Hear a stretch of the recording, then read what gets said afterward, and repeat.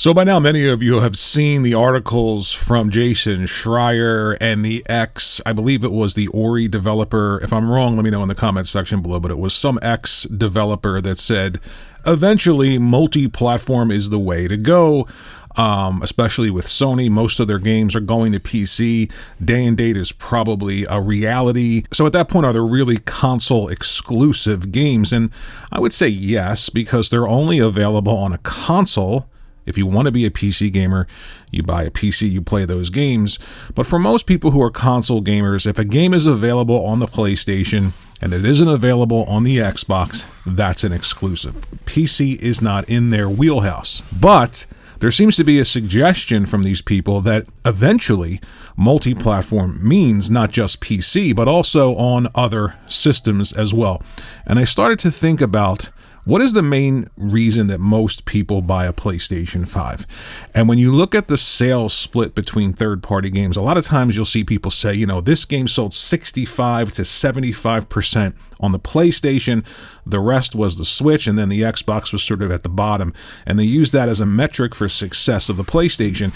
And it is, but the metric for success there is that PlayStation has established themselves as being the place for other people to sell their games and be very, very successful and make a lot of money, because there's a huge number of people who just choose PlayStation. Now, are they choosing PlayStation for exclusivity, for exclusive games? And that's why the PlayStation sells so much, and that's why third parties can come in and put their games there and make a ton of money. I would say no, because when you look at the sales comparison of third-party games versus first-party games, third-party games always tend to sell more than first-party games. There are a few first-party games that over time sell well. And I absolutely believe I come from the generation where exclusive games are the driver. So I'm not saying exclusives aren't important, but it's interesting when you look at that fact, when you look at the fact that people purchase PlayStations for essentially third-party games, they drive the success of those third-party games on the platform. Those third parties want to come to PlayStation because there are more people there buying those games.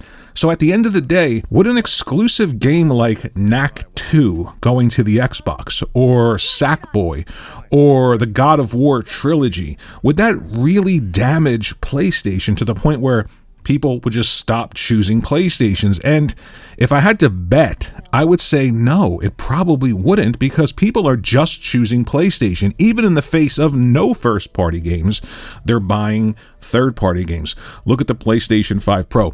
What did people purchase the PlayStation 5 Pro primarily for? Playing third-party games better than you could play with the base PlayStation 5 or the Xbox Series X. Now, you look at GTA 6 coming. Most people are jumping up and down saying the best place to play that third-party game is the PlayStation 5 Pro. So the point here is that the idea of this exclusivity driver for people purchasing PlayStations, I believe it was something in the past, but I don't feel like it's something in the present, because there's evidence to suggest that it isn't. You look at Astrobot, Game of the Year, 70 million PlayStations, and it's around 1.5 million units sold. Now, we don't know how much that cost to create, so a million is probably a lot in terms of recouping the cost of developing the game. But the third-party question here is, if people are purchasing PlayStations for third-party games, and most people talk about those third-party games, they anticipate them, they look at the sales data, the sales split, you see it all the time. PlayStation, the top 70% of games sold here were on PlayStation. That's a metric for success for a lot of people. And if that's the metric for success, why would that change if something like Rise of the Ronin goes to an Xbox? I just don't think it would.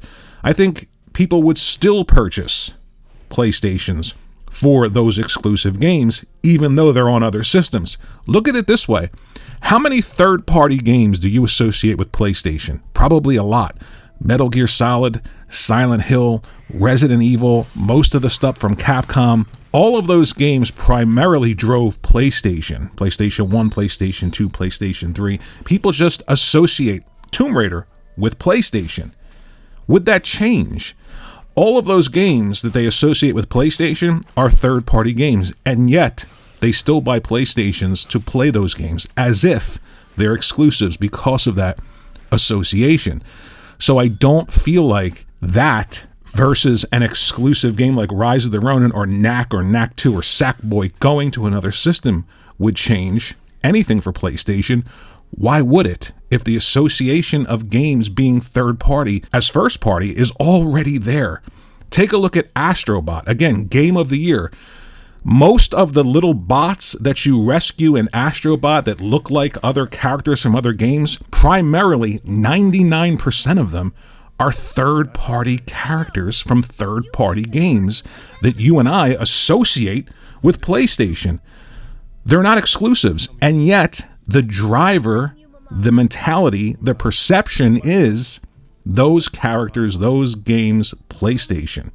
So if that can exist, why can't actually God of War 1, 2, and 3 trilogy to Xbox exist? Rise of the Ronin to Xbox and Switch exist? Knack 1 and Knack 2 to Switch and Xbox exist? I think it can, and it's very interesting to think about. Let me know what you think in the comments section below, though. Am I crazy, or does it make a little bit of sense? Thanks for watching the video. Think about liking and subscribing, and I will see you in the next one.